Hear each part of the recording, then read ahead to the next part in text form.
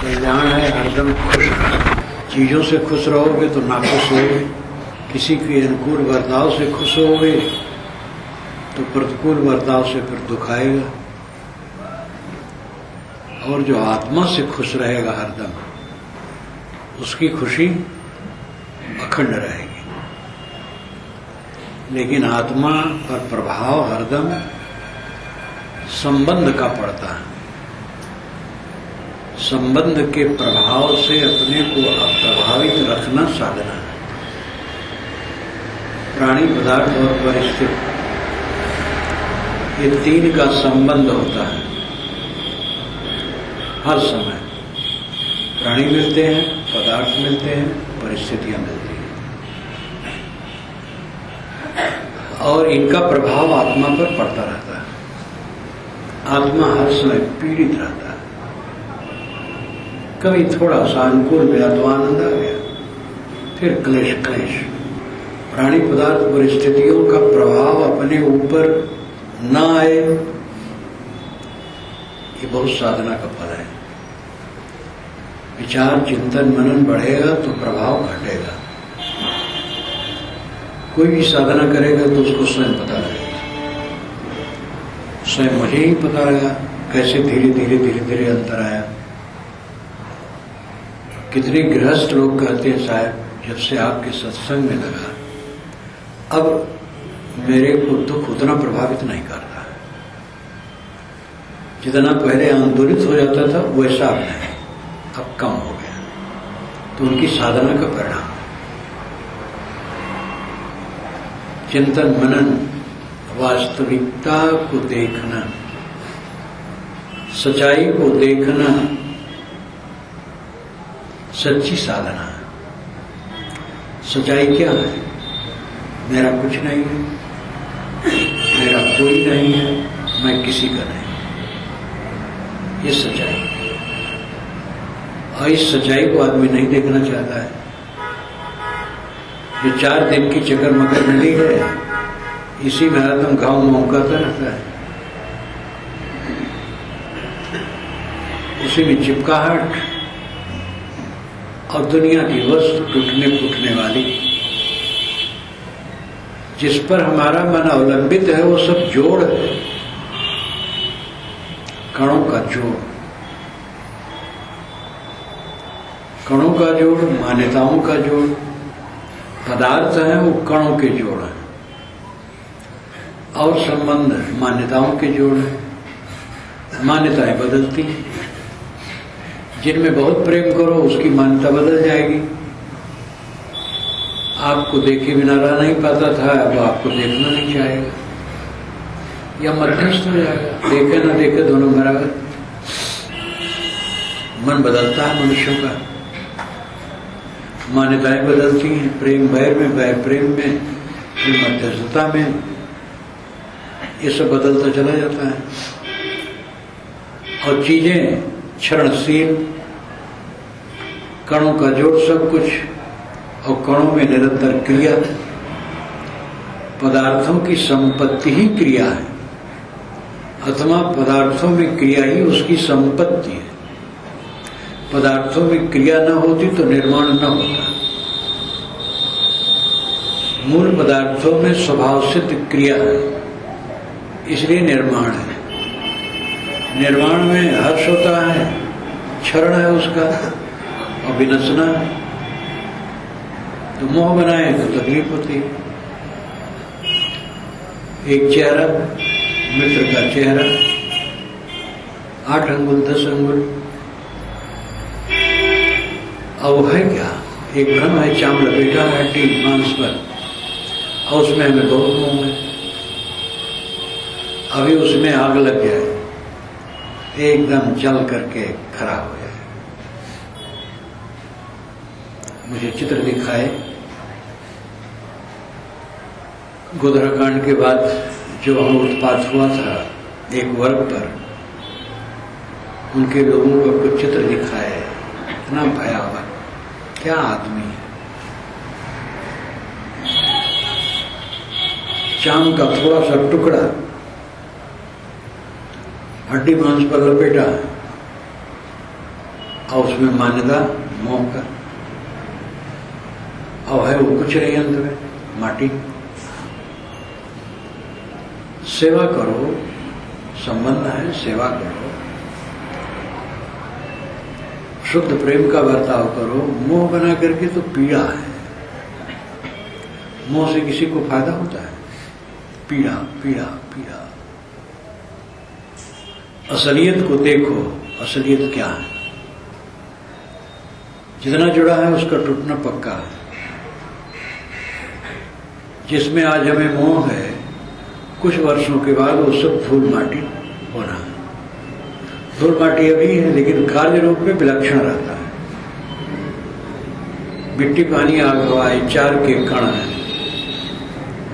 जितनी चमक दमक है सब चार के कण है, लेकिन निर्मित वस्तुओं में विलक्षणता होती है और उसी में मोह होता है। और निर्मित वस्तुएं सब क्षणशील है, टूट जाएंगी, विनश जाएंगी, रहेगा। और उन्हीं 4 दिन की चमक दमक में हम अपने को खोए रहते हैं। इसलिए कभी संतोष नहीं मिलता, हरदम खिन्न खिन्न खिन्न। जो दृश्य मात्र का अभाव करता है उसको संतोष मिलता है पूरा। दृश्य अभाव साधना का अंतिम स्तर है, दृश्य अभाव। जो दिखाई देता है उसके प्रति वैराग्य, अनासक्ति। यह दृष्टम तन्नष्टम। जो दिखाई देता हो नाशवान है, रहेगा नहीं। जिसको हम बहुत तुल देते हैं वो सदा के लिए विस्मृत के गर्भ में डूब जाएगा।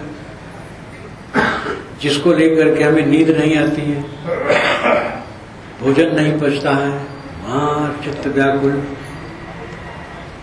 वो सदा के लिए ऐसा भूल जाएगा कि उसका पता नहीं रहेगा। आपके कई मित्र इसी कॉलोनी में रहे, वो चले गए और उनके घर में क्या होता उनसे क्या मतलब है? ऐसे सबका मोह की पट्टी बंधी हमारे मस्तिष्क पर, इसलिए हम सत्य समझ नहीं पाते और उपलब्ध प्राणी पदार्थ परिस्थितियों के राग और द्वेष में चित्त उबलता रहता है। ताप, राग द्वेष के ताप में सब जीव उत्तपित है। पेट भर खाते हैं, तन भर पहनते हैं, घर में रहते हैं, लेकिन सुखी नहीं। विवेक जगेगा, संसार की नश्वरता देखने में आएगी, सब कुछ की परिवर्तनशीलता निरंतर समझेंगे, मोह घटेगा। मोह घटने से व्यवहार और सुंदर होता है, मोह में व्यवहार खराब होता है। जहां मोह करेंगे वहां व्यवहार खराब होगा पक्का। मोह नहीं करेंगे तो व्यवहार उदार, सरल, पक्षपात नहीं होगा। मोह करके सब जीव पीड़ित है। मन के मोह को मिटाओ, कल्याण है सब समय शांति में जीना, परम आनंद, परम सुख। अपने मन को मांझो। दुनिया रोई को धुलता है, रेसे रेसे अलग कर देता है, कचरा सब झड़ जाता है। मशीनों की धुनाई तो और विचित्र होती है। कारखानों में, मध्य प्रदेश के एक कारखाने में, बड़ा कारखाना सूत बनाने का, वहां का मैनेजर आया, ले गया। कार्यक्रम था पास में, कहा महाराज हमारे कारखाने में आप घूम लेंगे। गया, धुनी हुई रुई थोड़ा दिखाया, पहली बार इस प्रकार रुई देखा। इसी प्रकार हमें अपने मन को धुन डालना चाहिए। यही तो साधना है। उठते बैठते चलते फिरते मन को धुनो, मन में कचरा आने न पाए। कचरा आ गया तो झाड़ दो। सब समय मन को देखो, मन क्या सोचता है। गांठ न बनाओ, बैर गांठ। मोह की गांठ, बैर की गांठ, ईर्ष्या की गांठ न बनाओ, खुला दिल रखो। किसी ने अपशब्द कहा है साल, उसके लिए क्षमा करो। किसी ने अपमान किया है सालो, बैर न बनाओ। किसी ने अनुकूल व्यवहार किया है, मोह न बनाओ। मोह बनाओगे तो फिर बैर बनाओगे। वैर स्वतंत्र नहीं है, मोह में से निकलता है। जहां मोह नहीं रहता है वैर निकलता ही नहीं।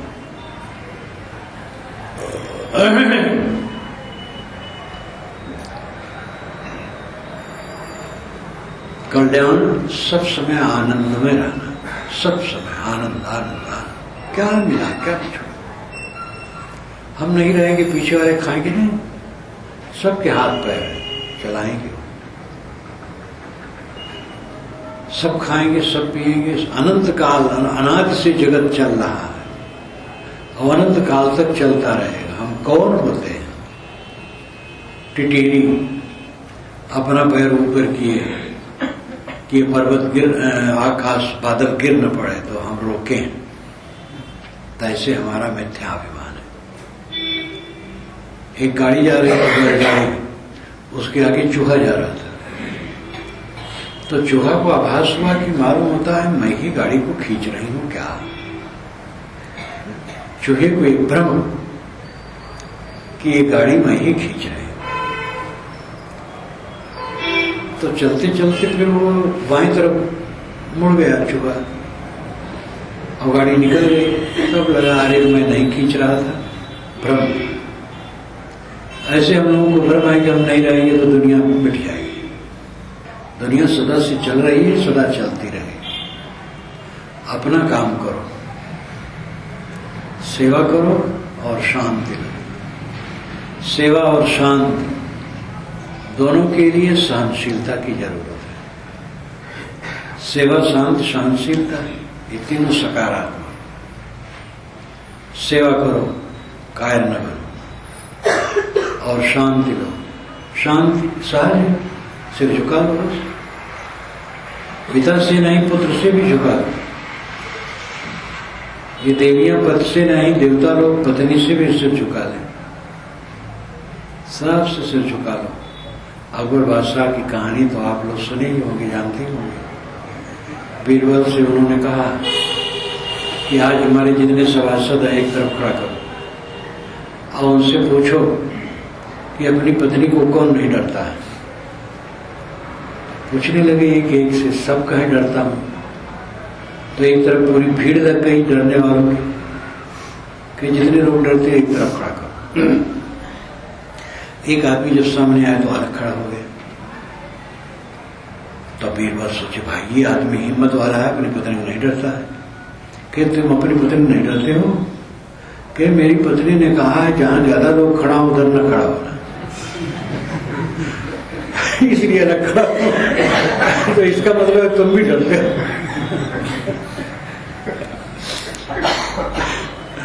तो भाई अपनी पत्नी से डरो। जमाना बदल गया है, इन लोगों का रिजर्वेशन बढ़ गया है, पढ़ाई लिखाई कर रही, सर्विस कर रही बहुत। अब तो तलाक बड़े जोर से हो रहा है। और इतना ही नहीं, लड़कियां शिक्षा सहकर दोनों में संवेदनशीलता। जवान जवान लड़के, युवती, लड़कियां एक साथ पढ़ रहे हैं, एक साथ काम कर रहे हैं, ऑफिस में या कारखाने में या कहीं भी। पता नहीं कहाँ मन फिसला। विवाह होकर के एक पत्नी आई, कुछ दिन के बाद वो देखता है कि ये हमारी देवी ये फोन कहाँ लगाती रहती है। अब पहले का मित्र था, आजकल तो मोबाइल सबके साथ है। तो कहा तुम किससे बात करती हो? उसने कहा देखो ये हमारा प्राइवेट विषय है, हमारे व्यक्तित्व को तुम छीन सकते हो। हमारा तुम्हारा संबंध जो है सो है, लेकिन किसी के व्यक्तित्व पर हमला करने का अधिकार किसी को नहीं। हमारा अपना विषय है। और वो बेचारा खट्टा हो गया उस समय। पत्नी पत्नी को पत्नी पति को समर्पित हो, दोनों के विचार मिलें, दोनों निर्दोष दृष्टि से रहें, तब सुखी रहेंगे। अब इस प्रकार पत्नी कह रही है मेरा विषय है, मैं कहीं बात करती हूँ, इसमें तुम क्यों छेड़ते हो? ये जमाना है। और सुनता हूं पत्नी के वियोग के मुकदमे बहुत हो गए। अब ब्राह्मण क्षत्रिय वैश्य कहलाने वालों में तो मैं जानता ही नहीं था कि तलाक होता है या कोई छोड़ छाड़ देता है, कहीं अपवाद स्वरूप कोई कारणवश हुआ हो, कहीं नहीं। अब आजकल ये सब में से जो ब्राह्मण सबसे बड़े बनते हैं, बड़े दुखी होते चले जा रहे हैं। पढ़ रहे हैं, लड़कियां पढ़ रही हैं, लड़के पढ़ रहे हैं, टुटन हो रही है, विवाह होकर के आया, अब पति को गर्माहट, बस वही पुराना संस्कार, पत्नी छोड़ करके चल दी। रोते रहो, तुम चे करते रहो, और ज्यादा करोगे तो मुकदमा दायर कर दी, फिर सीधे जेल में जाओगे।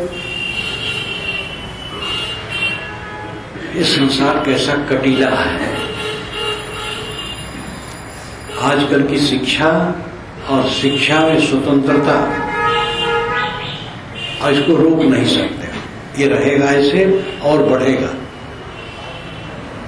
बस इसमें समाधान करके रहो, सावधान रहो। पहले जैसा विवाह सरल आज नहीं है। लड़के जो बातचीत करते शादी के लिए, मैं कहता हूँ भाई बहुत सावधान हो जाओ, पहले तो खूब कमाओ, और कमाने के बाद फिर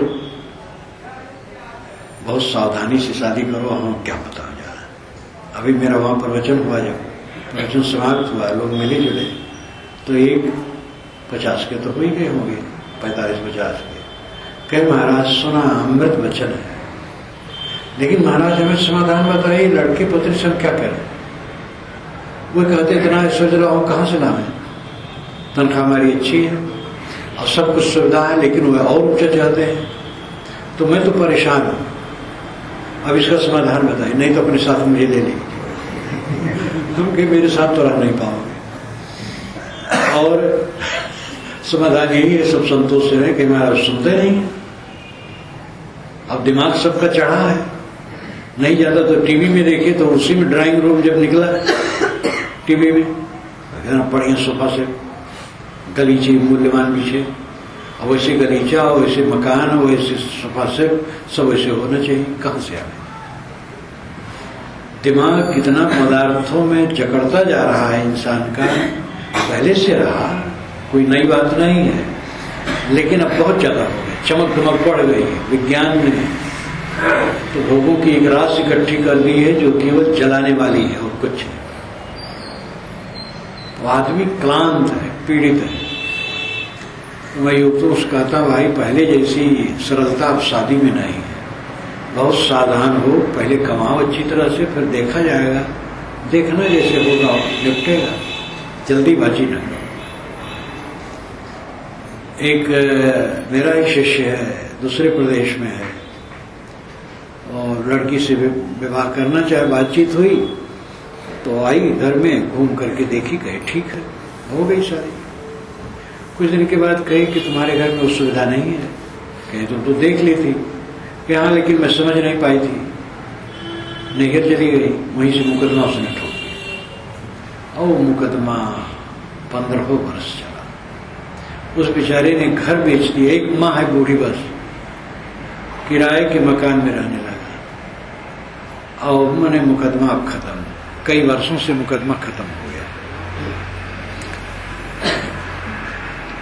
अभी मुझे मिला था जब मैं गया था उधर, तो मैंने कहा कि कैसे है तुम, शादी हुई? कहे महाराज अब शादी नहीं करूंगा, हो गया शादी। अब तो माँ है, उसकी सेवा करता हूँ और कमाता हूँ, कुछ काम भर का, कुछ व्यवसाय करता है, काम भर का कमाता हूँ, माता की सेवा करता हूँ। माता नहीं रह जाएगी तो ऐसे रहूंगा, और शादी उदी अब नहीं करूंगा। तो शादी बहुत जटिल हो गई है। अब वो जो मिले थे बड़े, महाराज अब आप बताते नहीं, बताना नहीं चाहते हैं। मैंने कहा भाई विवाह न किए होते तो कहते थे चलो हमारे, अब तुम बाल बच्चे वाले हो, हम कहें भी तो क्या चल पाओगे, छोड़ो। तो जटिलता सब समय रही, अब जटिलता और बढ़ गई है और दिनों दिन ये बढ़ना है, ये पक्का है। जितना विज्ञान का विस्तार होगा, शिक्षा का विस्तार होगा, साइड इफेक्ट आना पक्का है। इसलिए सजग होकर के चलो, अपना संतोष रखो, बच्चों को संतोष करने की राय दो, सादापन, थोड़े में गुजर, ये सब अपने जीवन में व्यवहार करो, बच्चों को सिखाओ। कल्याण है सब समय प्रसन्न रहना, तो मन के विकारों को छोड़ने से होगा, ये काम सबका है।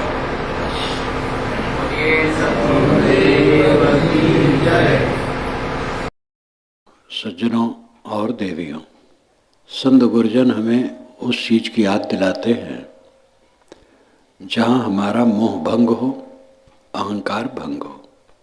सब देहधारी देहाभिमान में लिपटे हैं और देहाभिमान के साथ काम क्रोध लोभ मोह में लिपटे हैं। ये भ्रम टूटे, अंतिम की बात याद कराते हैं संत गुरुजन। इस शरीर में धूल उड़ेगी, इस शरीर को कीड़े खाएंगे, आग राख करेगी, वह दिन आएगा, क्षण क्षण आ रहा है। काल निरंतर हमारी देह की तरफ चल रहा है और एक दिन वह पूरा निगल लेगा। जानते तो सब हैं, लेकिन ख्याल नहीं रहता है। इतना अहंकार है कि मालूम होता है यहीं रहना है और चाहे जैसे भी हो, न्याय अन्याय से, अहिंसा हिंसा से, सत असत से, जैसे भी हो, इच्छित वस्तुओं का संग्रह करना है, दूसरों को दबाना है, सताना है और सबके ऊपर बैठ जाना है। इतना अंधकार दिमाग में है। किसके ऊपर बैठोगे? क्या साथ में रहेगा? करो रे मनवा दिन की तदबीर, उस दिन के लिए तैयारी करो। जम राजा जवान पड़ेंगे, नेक धरत नहीं धीर। यमराज आ जाएंगे और थोड़ा भी वो धीरज नहीं रखेंगे, जल्दी से जल्दी तुम्हें लेके चले जाएंगे। भव सागर अगम पंथ है, नदी बहत गंभीर। नाव नवेरा लोग घनेरा, केवट है बेपीर। भवसागर अगम पंथ है, उसमें सीमा नहीं है, कहाँ तक भटको भटको, अनंत है। आशा तृष्णा मिटी, आत्मलीन हुआ, बस भवसागर सूख गया। अविवेकी के लिए रास्ता दीर्घ है, विवेकी के लिए रास्ता खत्म है। अहंकार कामना चित्त में आए, चित्त अस्त व्यस्त और फिर ठिकाना नहीं क्या क्या सोचना होगा। अहंकार कामना मिट जाए, सोचना बंद। सारा सोचना अहंकार और कामना से होता है।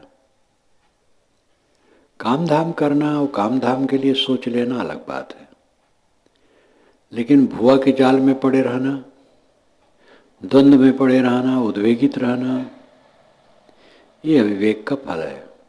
मन है, तन है, इसके साथ व्यवहार है और व्यवहार को व्यवहार की तरह करना पड़ेगा। लेकिन थोड़े में अंतर होता है। चाबी एक तरफ घूमती है तो ताला बंद हो जाता है, दूसरे तरफ घूमती है तो ताला खुल जाता है। ताला वही है, चाबी वही है। ऐसे मन वही है, तन वही है, वाणी वही है।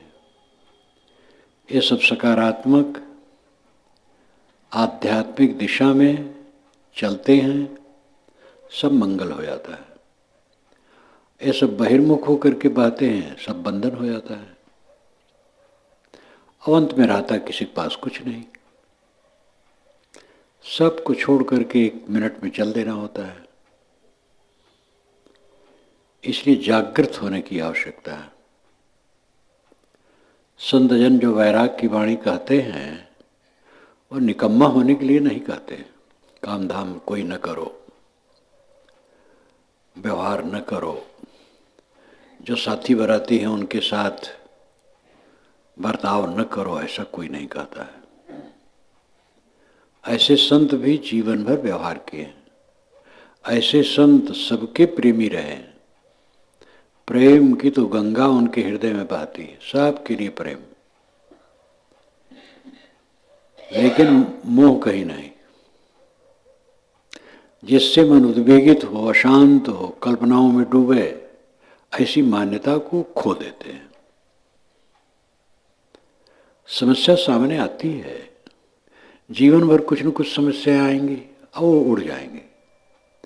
यथार्थ परिश्रम करो बस। जितने लोग संसार में हैं, कोई कहे मेरे सामने समस्या नहीं आती है, समस्या कैसे नहीं आएगी?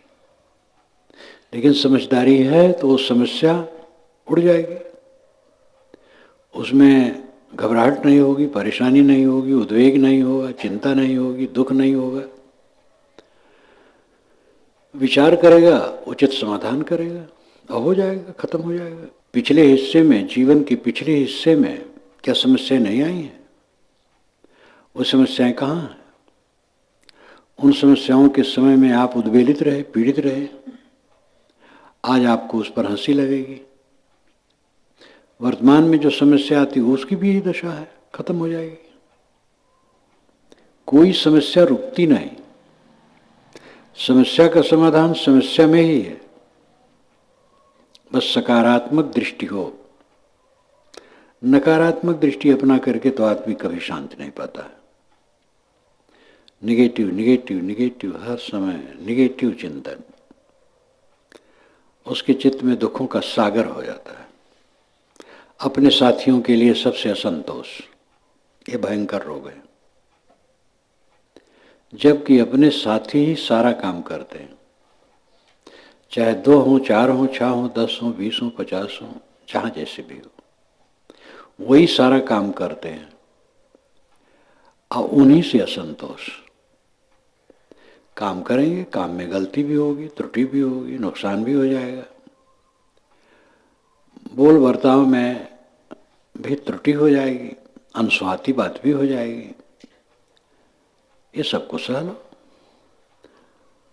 आपके साथी ही आपका सारा काम करते हैं, उनसे चिढ़ोगे, उलझोगे, उद्वेगित होगे तो और अपने को खोओगे, संबंध खराब करोगे, आपके लिए असहयोग शुरू हो जाएगा और फिर तकलीफ होगी। इसलिए इस चीज को समझो कि आपके साथ वाले आपकी दृष्टि से बहुत खराब है, लेकिन सब काम वही कर रहे हैं। क्यों इतना मानते हो? उनकी दृष्टि से शायद तुम भी खराब हो। अपना अहंकार तो ऐसा है कि हमें, हमारे में खराबी नहीं, लेकिन जिसको तुम खराब मानते हो उसको कम अहंकार नहीं है, वो आपको खराब मानता होगा। इसलिए इस चक्कर में न पड़ो। सब अच्छे हैं, सब ठीक है, वही आपके हाथ पैर हैं। आपके परिवार के लोग, आपके साथ के लोग, वही आपके हाथ पैर हैं। समता से बरतो। और ज़्यादा उलझन तो ये मनुष्यों के बीच में लोगों को होती रहती है, क्योंकि सकारात्मक सोच नहीं अपनाते। थोड़ी प्रतिकूलता पाए बस उद्वेगित हो गए, उद्वेगित हो गए, कट कह दिया और बिगड़ गया। ये समझ लो, कोई किसी को कट प्रिय नहीं, आपको कट प्रिय नहीं है तो दूसरे कट कहोगे तो उसको प्रिय होगा? वो आपके लिए कट कहेगा, नहीं कहेगा तो अंदर में कटता रखेगा और खराब होगा। इसलिए सहन करो और ऐसा जीवन बिताओ, सहन लगे ना कि मैं सहन कर रहा हूँ, ये तो स्वभाव समझो, संसार का स्वभाव ही ऐसा है, विचित्र विचित्र। उसमें समता से रहने से काम बनेगा, उद्वेगित होने से थोड़े काम बनेगा। चीजों के लिए कभी आ जाता है, कम बेस हो जाता है, वो भी सब गुजर बसर हो जाता है। सूखा, पहले जमाने का सूखा मैं देखा हूं, एकदम पानी बरसा ही नहीं। तकाबी सरकार ने दी, तकाबी कहते थे, एक घर को 40 रुपया काफी है, किसी को 60-100। सस्ता अन्न खरीदते थे लोग, खाते थे, गुजर हो जाता था। दिमाग पर जोर डालने पर भी ख्याल नहीं आता है कौन सल रहा होगा। सब बीत गया, बह गया। अब तो अन्न भारत में इतना है, सूखा पड़े और भूखमरी पड़े तो इसका मतलब है सरकार प्रबंध नहीं कर पा रही। सरकार के पास इतना गल्ला है कि सड़ता है। तो आर्थिक समस्या का भी समाधान है और मनुष्यों के बीच में व्यवहारिक समस्या का भी समाधान है, अन्य समस्याओं का भी समाधान है, सबका समाधान है। विचलित कभी ना हो। ज्ञान का अर्थ है विचलन ना हो, उद्वेगित ना हो, पीड़ित ना हो। करवट बदल रहे हैं, नींद नहीं आ रही है, भोजन अच्छा नहीं लग रहा है, ज्यादा बेचैनी हो गई है, क्या होगा क्या होगा। अरे क्या होगा, कुछ नहीं होगा, सब ठीक होगा। खूब प्रसन्न रहो, आनंदित रहो, सब ठीक हो जाएगा। मन अगर सब समय समता संतोष में रहे तो कोई पीड़ा नहीं होगी। और समस्याएं आएंगी जाएंगी, सब ठीक होता रहेगा। जब जनक के राजभवन में आग लगी तो आकर के नौकर ने कहा, तो जनक ने कहा, ना मैं दहत किंचना, मेरा कुछ भी नहीं चलता है। तो इसका मतलब नहीं है कि उन्होंने बुझाने का प्रयास नहीं किया होगा। कौन ऐसा पागल होगा घर में आग लगे वो बुझावे ना। लेकिन दुखी होने से उसमें कुछ बन जाए तो बनने वाला नहीं है। दुखी न होना ही तो वीरता है, ये तो समझ है। और ये बात तब दिमाग में रहती है जब आदमी अंत को देखे, हर चीज के अंत को देखे। सब कुछ का परिणाम है, सब कुछ का परिवर्तन है। और सारे दृश्यों को देखो विनाश के मुख में है। ये आदमी देखे तो पाप से बचेगा, उलझन उद्वेग से बचेगा, अपने को संभालेगा। संतजन बारंबार यही याद दिलाते हैं। जो विरक्त हैं वो तो दिलाते हैं, जो गृहस्थ हैं साधक वही भी दिलाते हैं। हजरत मोहम्मद गृहस्थ थे, लेकिन उनकी वाणी में बराबर ये बात आती है, दुनिया से जो उदास रहता हो, कम बोलता हो, उसके पास बैठो, वहां तुम्हें ज्ञान मिलेगा। सुख में फंसोगे तो कुछ नहीं कर पाओगे। आखिरत को जो देखता है वो देखता है, जो आखिरत को नहीं देखता है वो अंधा है। सारी क्रियाओं की आखिरत है, सारे संजोगों की आखिरत है, सब कुछ का परिवर्तन है।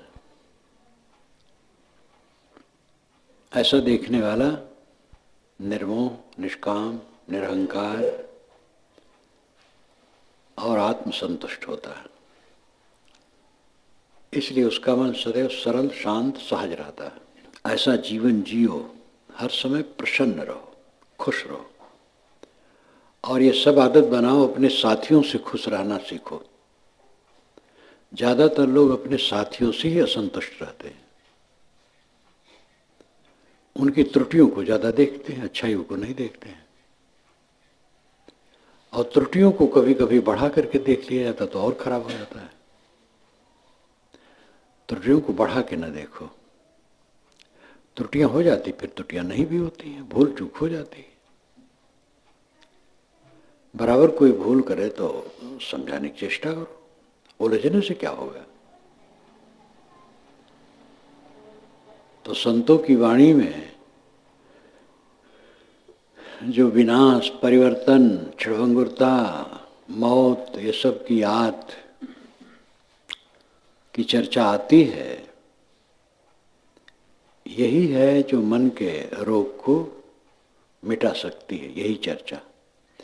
ऐसी चर्चा दिमाग में आने से अहंकार दूर होता है, आखिरत का ख्याल होता है, आदमी सोचता है, अंतर्मुख होने का प्रयास करता है, उसे शांति मिलती है।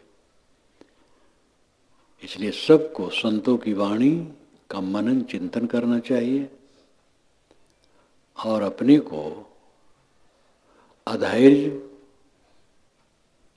असंतोष और उद्विग्नता से निकालकर धीरता, संतोष और शांति में जीवन बिताना चाहिए।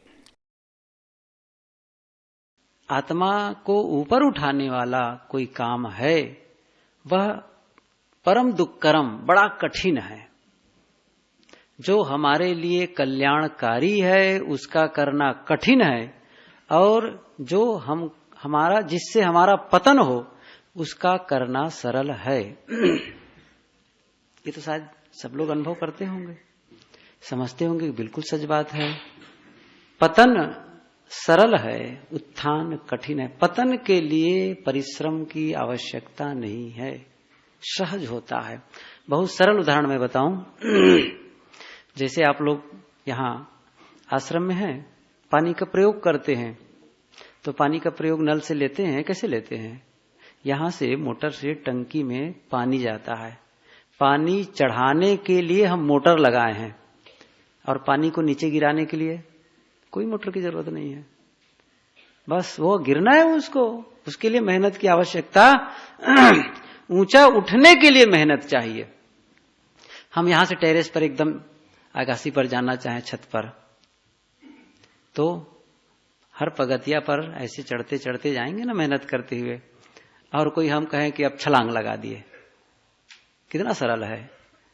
नीचे कूदना तो सरल है, चढ़ने में कठिनाई है। पतन सरल है।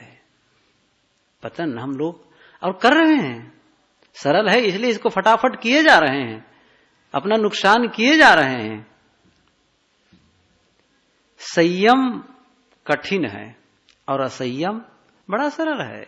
चाहे जैसे बोलो, कोई रोकने वाला नहीं, लेकिन संभाल कर बोलो। अभी सुन रहे थे पूर्व वक्ता से, होश में रहना चाहिए, अपने आप को संभालना, अपने आप को संयम में रखना कितना कठिन है। लेकिन ये कठिन काम ही हम लोगों को करना है, चूंकि हम ऊंचा उठने के लिए यहां आए हुए हैं, ऊपर उठाने के लिए, अपने आप को ऊपर उठाने के लिए। जिस स्थिति में है उस स्थिति से ऊंचा उठना चाहते हैं। हम चाहते हैं कि हमारा मन बढ़िया हो, हमारी वाणी अच्छी हो, हमारे कर्म अच्छे हों। हम सबका ये भाव है। इसके लिए हमें परिश्रम की आवश्यकता है, मेहनत करें। बिना मेहनत के नहीं होगा। सोचने मात्र से हम केवल सोचते रहें और वैसा काम न करें तो केवल सोचने से और उस पर प्रार्थना करने से भी लाभ नहीं होने वाला है, काम करने से होता है। एक आदमी गरीब था, बहुत गरीब था। लोगों से सुना कि गरीबी कैसे दूर होगी, पैसा मिल जाए। तो पैसा जल्दी कैसे मिले?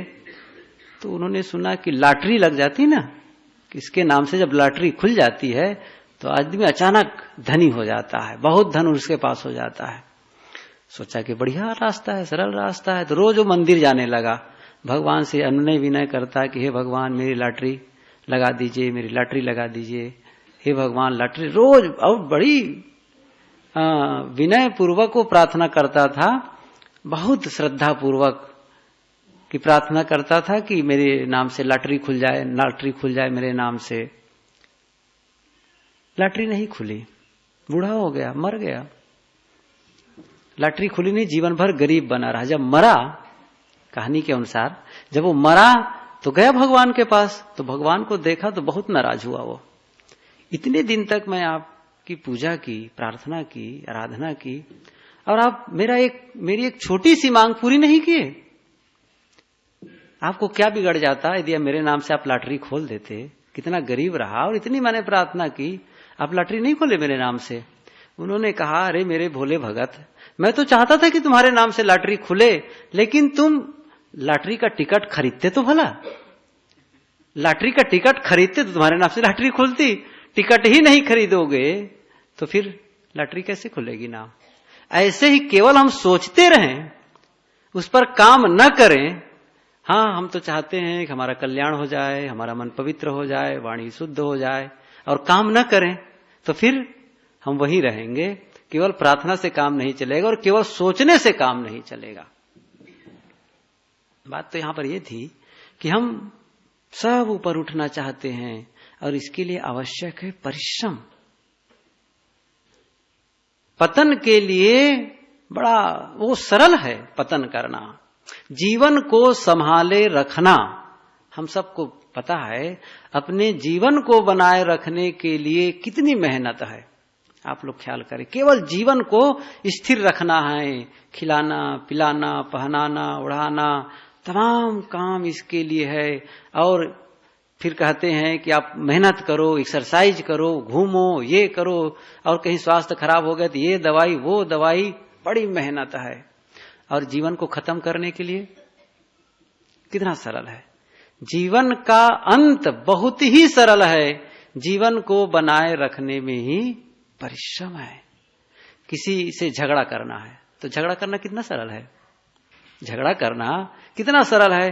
आप कोई बैठे हैं बाजू वाले, थोड़ा सा देख लो, केवल 1 मिनट, ज्यादा नहीं, 1 मिनट तक उनकी ओर देखते रह जाओ, तब सुन लेना उनसे क्या कहने वाला है वो।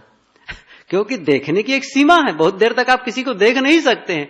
आप लगातार देख रहे हैं, और देखने नहीं, और थोड़ा मुंह बनाकर देख लीजिए, थोड़ा से मुंह का पोजीशन बिगाड़ लीजिए और फिर देखिए, देखो लड़ाई शुरू हो जाएगी। थोड़ी सी गाली दे करके देख लीजिए, बस शुरू हो गई। झगड़ा करना कितना सरल है, और झगड़ा को बचाना, ख्याल करिए, आप लोग झगड़ा बचाना चाहते हैं कि परिवार में झगड़ा ना हो, सामान्य मेहनत है। एक लेखक ने लिखा है कि लड़ने में जितनी बहादुरी की आवश्यकता होती है, उससे ज्यादा बहादुरी की आवश्यकता होती है लड़ाई बचाने में। लड़ाई लड़ना बड़ा सरल है, गाली देना सरल है, गाली सहना कठिन है। क्रोध करना सरल है, क्षमा करना बहुत कठिन है। तथागत बुद्ध कहते हैं, सुकरानी असाधुनी अत्तनो अहितानी चा। बड़ा सुकर है वह काम करना जो आत्मा के लिए पतन हो। आत्मा के लिए, जो आत्मा का जो पतन करे, वह काम करना बड़ा सरल है। हम सब करते हैं यही काम, इसलिए वो काम करना चाहिए जो कठिन तो है, जिसको श्रेय मार्ग और प्रेय मार्ग, उपनिषद में इसको कहा गया है श्रेय मार्ग और प्रेय मार्ग। अभी श्रेय मार्ग का मतलब जो कल्याणकारी मार्ग है, वह क्या है? वर्तमान में कठिन लगे, परिश्रम लगे, लेकिन जिसका परिणाम अच्छा है, सुखद हो, उसे कहते हैं श्रेय मार्ग। और प्रेय मार्ग कहते हैं वर्तमान में बड़ा सरल, बड़ा आनंद कर लगे करने में, लेकिन परिणाम अच्छा ना हो, अहितकर हो, उसे कहते हैं प्रेय मार्ग। भोजन करते समय बढ़िया भोजन मिला, बैठे और खा रहे हैं, बड़ा अच्छा लग रहा है, और इतना खाए कि अब बस, लेकिन अब परिणाम देखिए। परिणाम को सोच करके जो काम करता है वह गलत नहीं कर पाता। हम परिणाम पर ध्यान नहीं देते, केवल प्रवृत्ति पर ध्यान देते हैं। लेकिन यदि हम गलत करते हैं, इसका मतलब परिणाम हम अपने हाथ चुनते हैं। जैसे एक छड़ी हो, एक छड़ी के एक हिस्से को उठाते हैं तो अपने आप दूसरे हिस्से को भी हम उठाते हैं। किसी भी छड़ी को आप उठाएं तो क्या होगा, एक सिरे को उठाए मतलब दूसरे सिरे को भी आप उठा लिए। इसी प्रकार हम यदि कोई गलती करते हैं, परिणाम मतलब आरंभ करते हैं गलत करने का, शुरुआत करते हैं, तो फिर उसका गलत परिणाम पाने के लिए हमने चुना है, फिर हमने खुद चुनाव किया है कि इसका परिणाम गलत मिले। कोई बीड़ी पीता है, गुटखा खाता है, सिगरेट पीता है, तो हम ये चुनाव कर रहे हैं कि हमें बीमारी मिले। कोई शराब पीता है तो शराब पीने के बाद वो चुनाव कर रहा है शराब पीते पीते कि मुझे बीमारी मिले। अब ये कहे नहीं जी मैं तो शराब पीना चाहता हूं लेकिन बीमारी नहीं चाहता हूं। लेकिन ये न चाहने से क्या होगा, गलत कर्म करें, कोई चोरी करे, कोई हिंसा करे, तो इसका मतलब क्या हुआ, आप अपना नुकसान कर रहे हैं। इसका परिणाम क्या होने वाला है, आपका मन गंदा होगा ही। तो हम अपने मन को बिगाड़ने का काम स्वयं करते हैं। इसलिए शुरू में तो अच्छा लगता है, बढ़िया लगता है, लेकिन परिणाम खराब होता है। वह काम हम न करें। परिश्रम वाला काम, सत्संग में बैठना, ध्यान में बैठना, स्वाध्याय करना कठिन तो लगता है। क्या तमाम काम छोड़ करके आओ, वो करके आओ, पैसा खर्च करके आओ, फिर सत्संग में बैठो, फिर सत्संग में बातें बताई जाती है कि देखो स्वाध्याय करो, साधना करो, गलत को छोड़ो, बचा करके चलो। उफ, वो कितनी मेहनत है तो मेहनत, कठिन काम है इसको करना। लेकिन इसका परिणाम क्या होगा, गुरुदेव जी ने लिखा कि जैसे छोटे बच्चों को पढ़ने के लिए कहना, उनको पढ़ाना मानो उनको फांसी पर लटकाना है। शुरू में आप लोग सब जानते होंगे, पढ़ने के लिए न पढ़ने के लिए कितना बहाना किए होंगे। पढ़ने का अच्छा मन करता है, छोटे छोटे बच्चे बहुत बहाना करते, नहीं मुझे ये दर्द हो रहा है, मैं स्कूल नहीं जाऊंगा, वो करूंगा, उफ, बहुत बहाना करते हैं। लेकिन वही बच्चा जब पढ़ने लग जाता है, पढ़ते पढ़ते जब आगे बढ़ता है और पढ़ने के बाद जब डिग्री हासिल करके कोई नौकरी करता है और प्रथम तनख्वाह जब उसको मिलती है, तब उसे लगता है कि ओफ, यदि उस समय मैं इस काम को नहीं किया होता, न पढ़ा होता, तो मुझे क्या मिलता। जस दुख देख रहो यह अवसर, अस सुख होई है पायो हो, शत्रु कबीर ने कहा। जस दुख देख रहो यह अवसर, इस अवसर में जैसा आपको दुख लग रहा है, कष्ट लग रहा है, लेकिन जब उसे उसकी प्राप्ति होगी, उसका फल मिलेगा। साधना में परिश्रम आपको लगता है कि इसमें मुझे कष्ट हो रहा है साधना करने में, लेकिन असुख हुई है पायो हो, जब इसका परिणाम पाओगे, संयम का फल जब मिलेगा, तब लगेगा ओ इसकी कितनी आवश्यकता थी, कितना बढ़िया था, यदि ये न करता तो आज मेरी क्या दशा होती। हम सब यहां जितने बैठे हैं, हम पूर्व की बात को याद करें। शुरू में जब हम सद्गुरु संतों से नहीं जुड़े थे, हमारी मन की दशा कुछ और थी, हमारे सोचने का ढंग कुछ और था, बोलते कुछ और ढंग से, लेकिन सत्संग का प्रभाव पड़ा, संतों का प्रभाव पड़ा और धीरे धीरे हमने अपने आप को साधा और धीरे धीरे हमारी स्थिति कैसे होने लगी। तो उसके सुख का अनुभव हम स्वयं कर रहे हैं। अनेकों लोग कहते हैं कि पहले मैं इतना क्रोध करता था, ऐसा करता था, वैसा करता था, लेकिन अब वो स्थिति नहीं रह गई है। तो तुरंत अनुभव कर रहा है, तुरंत उसका लाभ ले रहा है। इसलिए वर्तमान में भले कठिन लगे, कठिन मान करके हमें उसे छोड़ना नहीं है। इसलिए हितकारी काम करें, सोचें इसके परिणाम में क्या होने वाला है, अच्छा है उसको करें। वर्तमान में भले कठिन लगे, इसलिए करें उस चीज को। सुबह कौन नहीं जानता है कि जैसे सुबह जल्दी उठना चाहिए, एक्सरसाइज करना चाहिए, ध्यान करना चाहिए, स्वस्थ रहोगे, सब बातें जानते हैं, लेकिन वो नहीं करते हैं। भले ही 1 घंटा 2 घंटा डॉक्टर के पास जाके लाइन लगाएंगे भले, लेकिन सुबह जल्दी उठ करके एक्सरसाइज करना बड़ा कठिन लगता है, नहीं करना चाहते। और वही करने लग जाएं तो उसकी आवश्यकता ही नहीं पड़ेगी, या आवश्यकता पड़ेगी भी तो कम पड़ेगी, लाइन लगाने की, दवाई लेने की। लेकिन हम लोग गलती करते रहते हैं। इसलिए हम सबका कर्तव्य है कि अच्छा काम करें, और अच्छा का मतलब जिसका अभी अच्छा हो, भले वो कठिन लगे, और परिणाम भी जिसका अच्छा आए। तथागत बुद्ध की ये 2 पंक्ति सरल ढंग से मैंने ये बातें कही कि सुकरानी असाधुनी अत्तनो अहितानी चा। सुकर है, सरल है, अपना नुकसान करना, अपना पतन करना सरल है, लेकिन वह आत्मा के लिए हानिकारक है। अत्तनो अहितानि, अहित करने वाला है। तो अहित करने वाला काम हम न करें, भले ही वो वर्तमान में सरल लगता हो। कठिन काम हम करें जिसका परिणाम हमारे लिए हितकर हो, कल्याणकारी हो, वह काम हमें वर्तमान में करना चाहिए।